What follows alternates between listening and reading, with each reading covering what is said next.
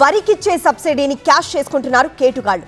మంచిర్యాల జిల్లాలో సర్కార్ ఖజానాకు గండి కొట్టిన ఇంటి దొంగలకు చెక్ పెట్టారు పోలీసులు.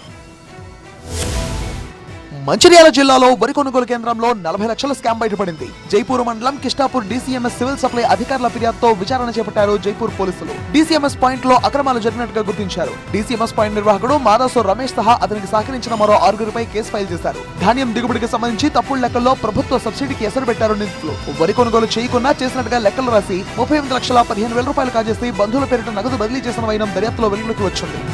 చేసిన అమౌంట్ తాలూకున్నటువంటి ఖాతాలన్నీ కూడా ఈ రమేష్ యొక్క ఖాతాలన్నీ కూడా ఫ్రీజ్ చేయడం జరిగింది. కొంతమంది 3 ఎకరాల భూములకు 30-35 లక్షల బడ్జెట్ కూడా కొంత జరుగుతుంది. ఈ కేసులో 2 ప్రధాన నిందితులను పోలీసులు అదుపులోకి తీసుకున్నారు. పరారీలో మరో 5 కోసం గాలిస్తున్నారు. ఈ కేసుతో ఇంకా ఎవరికైనా ప్రమేయం ఉందా అని ఆరా తీస్తున్నారు పోలీసులు. అధికారులు కానీ, తర్వాత మిల్లర్స్ కానీ, తర్వాత ట్రాన్స్పోర్టర్స్ కానీ వాళ్ళందరినీ కూడా త్వరలో మిగతా వాళ్ళ కన్ఫెషన్ మీద అక్కడ జరిగిన నేరాన్ని బట్టి కూడా అదుపులో తీసుకుని అరెస్ట్ చేయాలి. అక్రమాలకు పాల్పడిన వారిపై చట్టపరంగా కఠిన చర్యలు తప్పవని హెచ్చరించారు ఏసీపీ వెంకటేశ్వర్లు.